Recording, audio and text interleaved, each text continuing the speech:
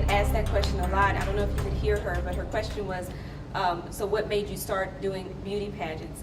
And that's a really good question. I like to look at the first record of beauty pageants that we ever have, and that's in the story of Esther. And so I often say that pageantry without purpose is pointless.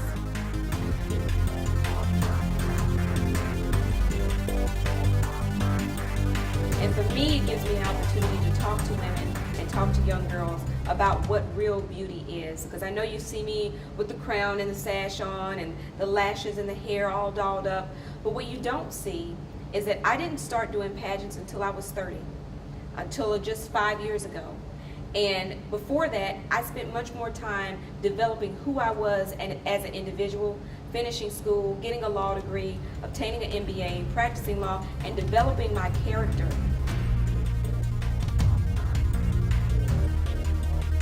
So young ladies, when we talk about what is real beauty and what does real beauty mean and how can we achieve true beauty, oftentimes we need to look directly to the Word of God.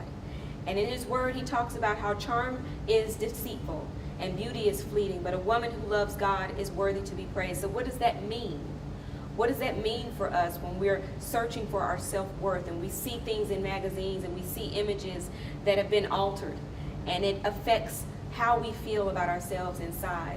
We know that in Psalms 139 that God says that we are fearfully and wonderfully made. He declares that marvelous are His works, and you are His works. So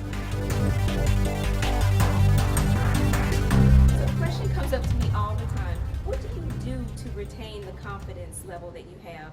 And I'm a woman of faith, so my confidence rests in God and His ability to see me through certain trials.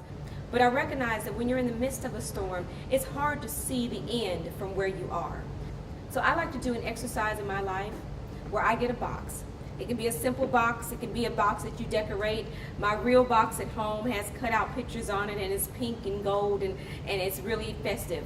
But you get a box, and every time something good happens in your life and you accomplish your goals, or God sees you through a particularly challenging situation, you write it down, you put it in your box. May not necessarily mean anything at the time, but you put it in your box. And I like to call it my consistent God box. So I go back to the box and I open up the box because He's consistent. He's the same God that saw you through the first trial. He's the same God now that'll see you through the next trial. But we forget about how good God has been to us because we're in the midst of the storm. It's hard to see out. And sometimes it's just you and you alone that's going through the storm. So we need to remind ourselves of how consistent and how faithful God has been. So you open up the box and you pull out from 6 months ago, when God saw you through that last trial, when God was able to bring you out of the situation that you were in, and you remind yourself that He's consistent. He's the same God yesterday, today, and forevermore, and that He will see you through this trial as well.